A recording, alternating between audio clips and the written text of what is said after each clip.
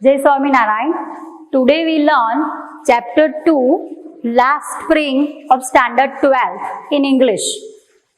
Okay, so lost spring and the another title, stories of stolen childhood, and this is one excerpt of this lesson written by Anis Jung. She was born in 1964 in Rourkela, and she spent her childhood, adolescence in Hyderabad, and also she has taken her education in Hyderabad as well as in USA also. Her parents were writers, so her father and mother both were writers, and she worked as editor and columnist for major newspaper in India as well as in out of country also.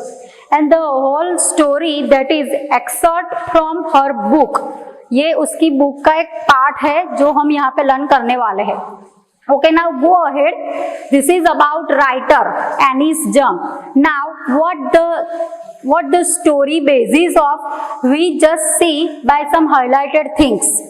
What is the main point of this lesson? That is, she analyzes the grinding poverty and traditions which condemn these childhoods to a life of exploitation. उसने क्या वहाँ पे देखा है? What she analysis and search about poverty, and that is also a tradition that people thought that it is a tradition, and then that things exploit childhood of the children. How that poverty exploit the childhood of the children, you can see in this lesson. Then in the lesson, she encounters one person, that is Sahib, a boy. Then another in the story, one boy, the name of that boy is साहेब आलम. उसका name क्या है? साहेब आलम है.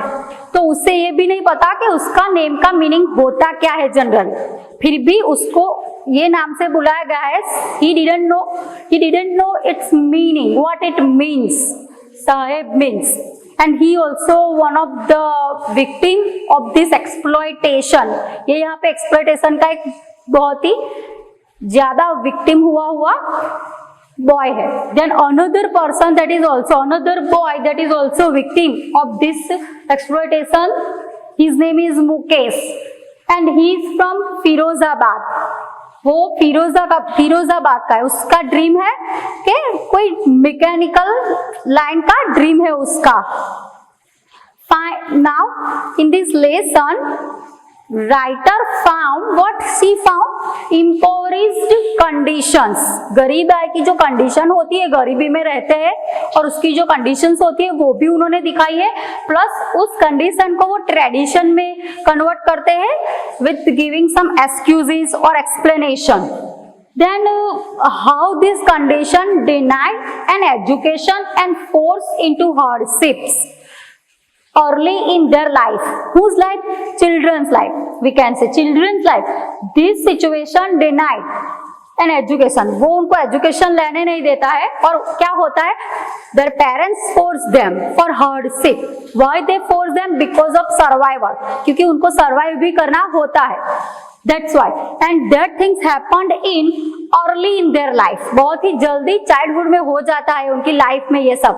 That's why they are exploited with their life और exploited with that condition. Poverty की जो condition होती है उसपे वो एक्सप्लॉइट होते हैं.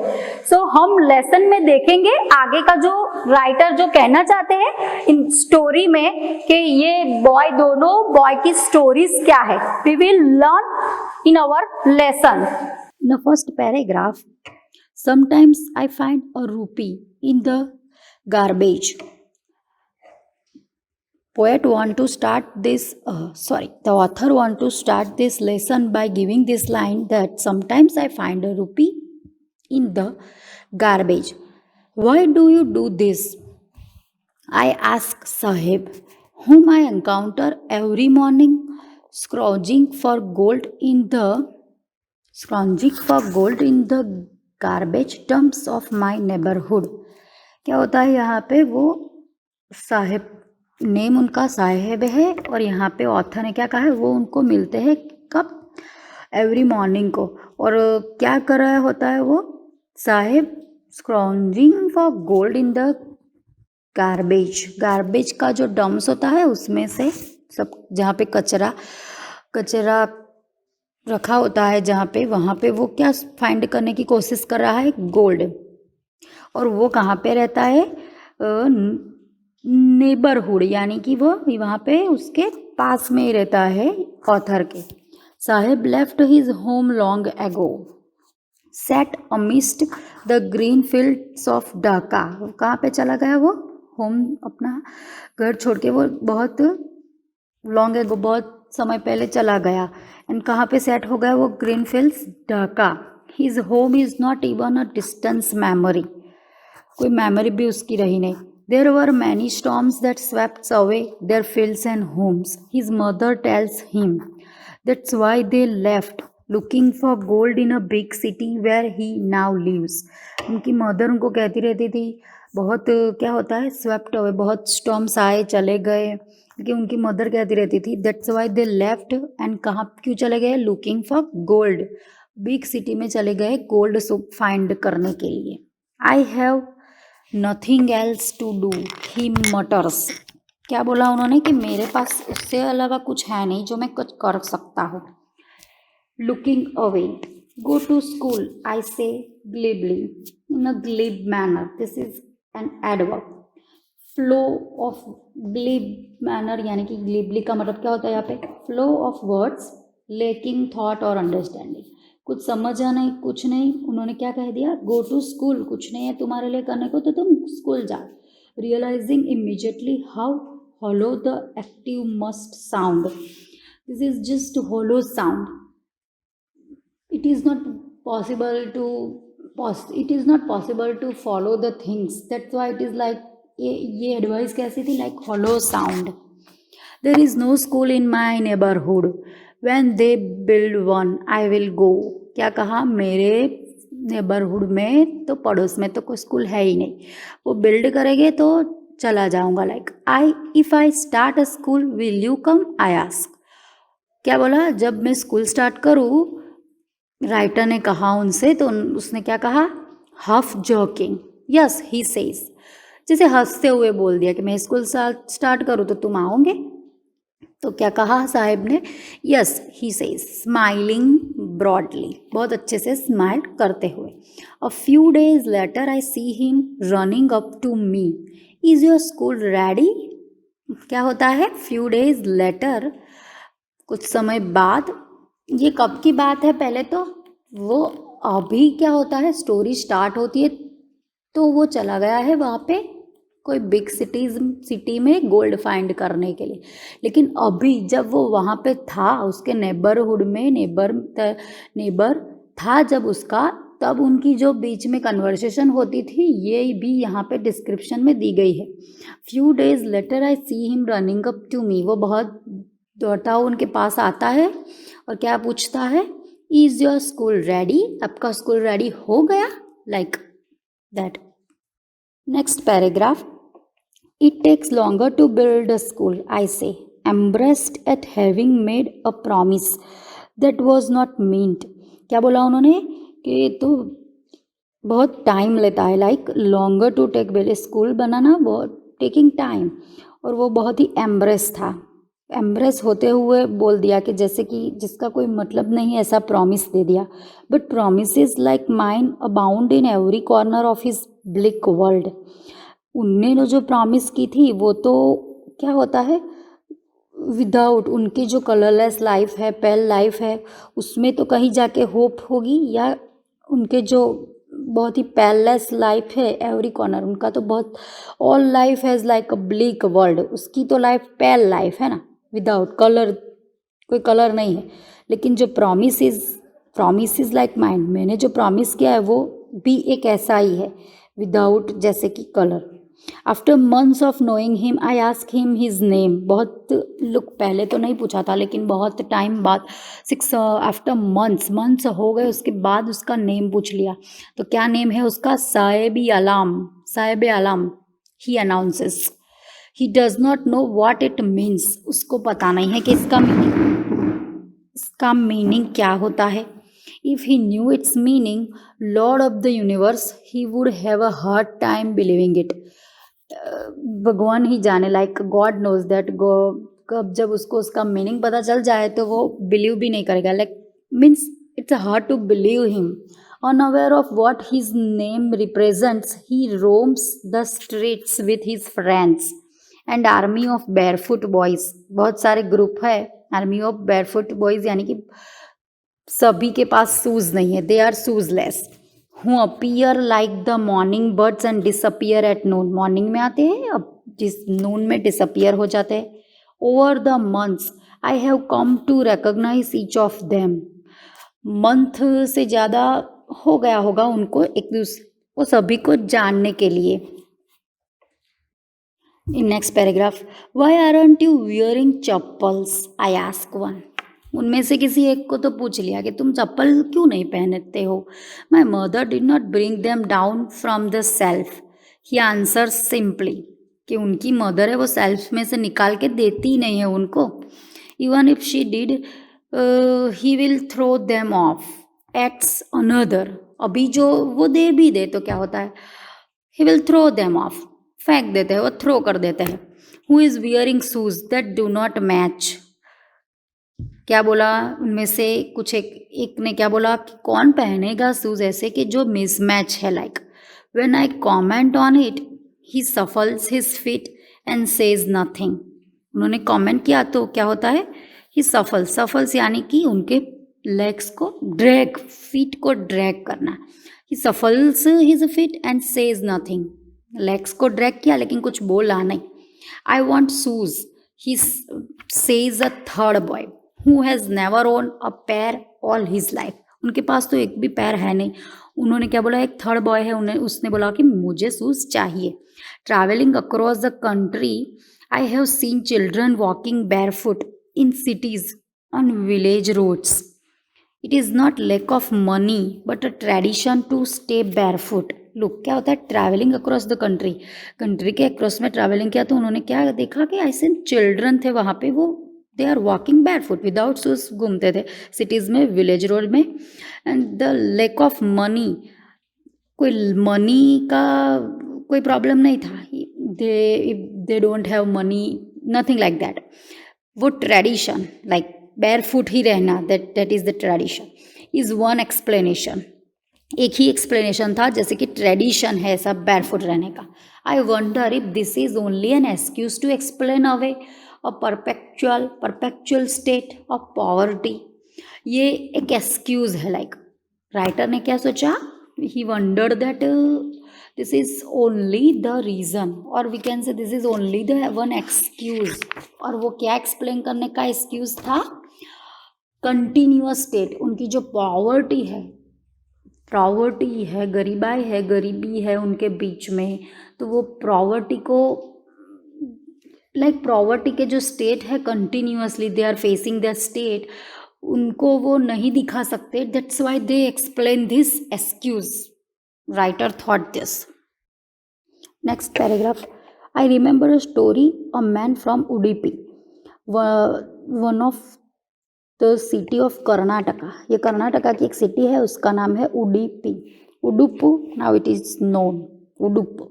वंस टोल्ड मी, उनको एक मैन को मिले थे और उन्होंने क्या कहा था, as a young boy he would go to school past and old temple where his father was a priest. He would stop briefly at the temple and pray for a pair of shoes. क्या कहा था, past में जब वो वहाँ पे old temple था, उनके फादर वहाँ पे प्रीस्ट थे, तो वो वहाँ पे जाता था और सिर्फ यही प्रे करता था कि उनको एक पेयर ऑफ शूज़ मिल जाए। 30 years later I visited his town and the temple which was now drawn in an air of desolation। अभी तो वो वहाँ पे नहीं है, लाइक 30 years later वो वहाँ पे उनके टाउन को विजिट किया, उसके बाद टेम्पल भी दिखाई दिया वो, लेकिन अभी वहाँ पे कुछ नहीं है, लाइक दे आर बैरननेस, कुछ वहाँ पे है नहीं अभी। In the backyard where lived the new priest, there were red and white plastic chairs, a young boy dress in a grey uniform वहाँ पे कोई नया प्रीस्ट आ गया है, वो वहाँ पे क्या है, उनकी red and white plastic chair है, कोई यंग बॉय है वहाँ पे, उन्होंने क्या पहना है, ग्रे यूनिफॉर्म पहना हुआ है, सॉक्स भी पहने हैं, शूज भी है। Arrive painting and through he school bag on a folding bed, क्या है उनके पास, arrive painting and through he school bag on a folding bed, looking at the boy I remember the prayer another boy had made to goddess when he had finally got a pair of shoes। क्या हुआ उसके, उन्होंने देखने के बाद, boy को देखने के बाद उन्होंने क्या याद किया, remember the prayer another boy who have the boy had made to goddess, क्या प्रे किया था, when he had finally got a pair of shoes let me never lose them, यानी कि मिल जाए उसके बाद में उसे लॉस नहीं कर सकता। The goddess had granted his prayer. Young boys like the son of the priest now wore shoes। यानी कि जो पहले जिसने प्रे किया था अभी तो वो फादर बन गए, और उसका जो सन है उसके पास है shoes. But many others like the rag pickers in my neighborhood remain shoeless। अभी इसके पास तो शूज है, लेकिन बहुत सारे अभी भी रैग पिकर्स है जो we can say that scavenges rags, जिस फटा हुआ कपड़ा या जिसके पास शूज नहीं होते हैं, कपड़े नहीं होते हैं, like they are living with rag clothes, rag shoes, उनके नेबरहुड में अभी भी बहुत सारे ऐसे रैग पिकर्स हैं जो शूजलेस ही घूमते हैं। In next paragraph, my acquaintance with barefoot rag pickers leads me to Seemapuri. अभी उनको जानकारी चाहिए थी किसके बारे में, कि बैरफुट रैग पिकर्स की जानकारी, तो वो उनको कहाँ तक ले गए, सीमापुरी तक। वो प्लेस क्या है, a place on the periphery of Delhi. Periphery का मतलब होता है यहाँ पे आउट ऑफ बाउंड्री, यानी कि दिल्ली की बाउंड्री से बाहर, at miles away from it, metaphorically यानी comparatively we can say that it is miles away. Those who live here are squatters. Squatters यानी कि जो वहाँ पे रहते हैं वो कैसे है, स्क्वाटर्स अनलॉफुल टेनेंट में रहते हैं, और जिन्होंने लैंड ऑक्यूपाई की है without honours permissions, who came from Bangladesh back in 1971। Bangladesh से आए, बांग्लादेश से वापस आया और वो वहाँ पे रह गए। साहिब्स फैमिलीज अमॉन्ग दैम, उनकी फैमिली भी वहाँ पे ही है। Seemapuri was then a wilderness, it still is but it is no longer empty, it in structures of mud with roofs of tin and tarpaulin devoid of savage। वहाँ पे क्या है, roofs है, mud भी है, mud के like structures of muds, then other savages things, drainages or running water, drainages यानी कि leak pipes and all that things are there running. Live 10,000 rag pickers, वहाँ पे वही वो लोग रहते हैं। They have lived here for man more than 30 years without an identity, identity के बिना किसी और के लैंड में, without permits but with ration cards that get their names on voters list and enable them to buy grain. Grain तो buy कर सकते नहीं हैं, लेकिन सिर्फ वोटर्स कह सकते हैं कि वोट दे सकते हैं, इसीलिए सिर्फ राशन कार्ड है उनके पास, बाकी अदर्स कोई आइडेंटिटी उनके पास नहीं है। They didn't have any identity with them। Food is more important for survival than an identity। They know that, or they thought these things, that identity से ज़्यादा survival की importance है। If at the end of the day we can feed our families and go to bed without an aching stomach, we could rather live here than in the fields that gave us no gain। क्या कहा, से a group of women in tattered saris, फटी हुई साड़ी पहनी है और group में एक वुमेन है, उसने क्या कहा है कि दिन पूरा होने के बाद हम अपनी फैमिली को फीड कर सके विदाउट स्टमक पेन, हम बेड पे जाके सो सके। Only they want this. यहाँ पे तो ये बेटर है लिविंग करना कि उस फील्ड में रहना कि जहाँ पे कोई ग्रेन नहीं है, या ग्रेन नहीं दे सकते, उस ज़मीन पे रहने से बेटर है कि यहाँ पे कुछ खाने पीने का तो है। There is no any problem of that. When I asked them why they left their beautiful land of green fields and rivers, उन्होंने जब ये पूछा कि जब तुम अपनी ब्यूटीफुल लैंड है, ग्रीन फील्ड्स, वो रिवर, वो सब छोड़ के यहाँ पे क्योंकि आ गए, तब ये आंसर दिया था। Wherever they find food they pitch their tents that become transit homes. आप देख सकते हो आप वहाँ पे children grow up in them becoming partners in survival, and survival in Seemapuri means rag picking. Rag picking कुछ गार्बेज में से फाइंड इट करना और लेना और उसमें से सर्वाइवल करना। Like through the years it has acquired the proportions of fine art, garbage to them is gold. उनको क्या लग रहा है कि फाइंड करना, दैट इज कुछ फाइंड कर लेना गार्बेज में, that is kind of art, और उसमें से गोल्ड मिलेगा। It is their daily bread और roof over their heads, even if it is a leaking roof, but for a child it is even more. Child के लिए कुछ नहीं है, लाइक लीकिंग रूफ ही है, लेकिन चिल्ड्रन के लिए तो क्या है, चाइल्ड के लिए इट इज इवन मोर, उससे ज़्यादा है उनके लिए ये सब। Next paragraph, I sometimes find a रूपी इवन अ 10 रूपी नोट, साहेब सेज। वहाँ पे उनको क्या मिलता है, क्या फाइंड करते हैं, रूपी, 10 rupees note. His eyes lighting up when you can find a silver coin in a heap of garbage। heap of garbage यानी कि mass, throng, ज़्यादा होना। heap of garbage you don't stop scrounging, तो आप find it करना बंद नहीं कर देते, आपको सिल्वर कॉइन कभी मिल जाए तो। For there is a hope of finding more, तो ज़्यादा होप होती है फाइंड करने की।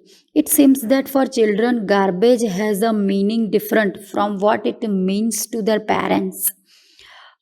गार्बेज ही की चीज़ है कि पेरेंट्स कुछ और समझते हैं और चिल्ड्रन के लिए ये कुछ और समझने की बात है। For the children it is a wrap in wonder, for the elders it is a means of survival. Children के लिए कोई रैप है कुछ वंडरस थिंग, यानी कि कुछ वंडर थिंग वहाँ पे फाइंड इट करना। पेरेंट्स के लिए ये सर्वाइवल की बात है। One winter morning I see Saif standing by the fence gate of the neighbourhood club watching 2 young man dressed in white playing tennis. क्या देख रहा था वो, वहाँ पे खड़ा था, फेंस गेट यानी कि जो वॉल होती है वहाँ पे, नेबरहुड का क्लब है उसकी वॉल पे बाहर की साइड, गेट के साइड, वो क्या देख रहा था, यंग मैन है वहाँ पे, यंग मैन, वो लोग क्या कर रहे थे, प्लेइंग, उन्होंने वाइट ड्रेस पहने थे, they were playing tennis. I like the tennis, I like the game, he said. He hums यानी कि यहाँ पे हम जैसे कहते हैं ना, this is the oral sound with close lips, content to watch it standing behind the fence. He watch that and think this, I go inside when no one is around, he admits। the gatekeeper lets me use the swing, वहाँ पे swing से वो तो use करने देंगे यार, उन्होंने क्या एडमिट किया, जब कोई नहीं होगा तो वो इनसाइड जाएगा।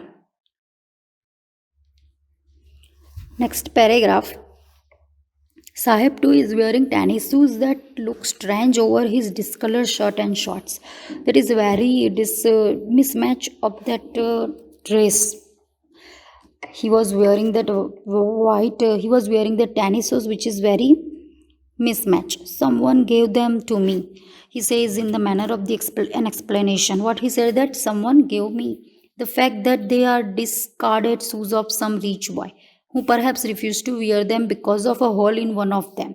One rich boy discarded to wear that because one hole in one of एक में hole है, does not bother him. मेरे लिए that is not the bother things. For one who has walked barefoot, even shoes with a hole is a dream come true. barefoot ही चलना यानी कि जिसके पास who doesn't have shoes and who walk barefoot, that person is feels like a dream, or that person is feel this is a dream, that who has a shoes at least or wear a shoes with a hole, that is dream. But the game he is watching so intently is out of his reach. वो game देख रहा था, that is out of his reach. वो tennis की game inside चल रही थी और उसको जाना था, लेकिन वो that is out of his reach थी। This morning Saheb is on his way to the milk booth. In his hand is a steel canister canister का मतलब क्या होता है यहाँ पे, that is a rectangular container है उसके हाथ में, that is a light weight metal का कंटेनर है उसके हाथ में। वो वहाँ पे मिल्क बूथ के पास जा रहा था। I now work in a tea stall down the road he says, pointing in the distance. वो वहाँ पे वर्क कर रहा है अभी टी स्टॉल में। I am paid 800 rupees and all my meals भी देते हैं, 800 रुपीज़ भी देते हैं। Does he like the job, I ask. His face I see has lost the carefree look था उनके फेस पे। The steel canister seems heavier than the plastic bag he would carry so lightly over his shoulder. वहाँ पे ले जा रहा था, उसके प्लास्टिक की एक बैग भी थी, which is very lightly carry so lightly over his shoulder, वहाँ पे ले जा रहा था। And that canister seems heavier, वो वहाँ पे कैनिस्टर था, वो वहाँ पे हैवियर लग रहा था। The canister belongs to the man who owns the tea shop. वो किसका था? वो कंटेनर था टी शॉप जिसकी है, उसका ओनर है उसका। Saheb is no longer his own master. What happen? Saheb is no longer his own master, that is he is not remain his own. वो अपने लाइफ का मास्टर अब नहीं रहा। Not remain his own, like he is doing under someone's, he is doing his job under someone else, किसी और के under में वो वर्क कर रहा था। अभी वो जब चाहे जो चाहे वो अभी नहीं कर सकता था।